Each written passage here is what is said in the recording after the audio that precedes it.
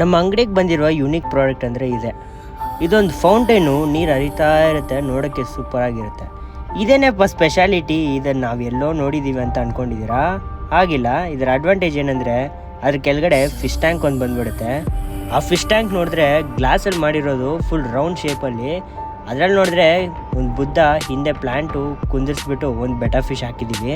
ನೋಡೋಕ್ಕೆ ತುಂಬ ಯೂನಿಕ್ ಆಗಿರುತ್ತೆ, ಮನೇಲಿ ಇಟ್ಟರೆ ಸೂಪರ್ ಆಗಿರುತ್ತೆ.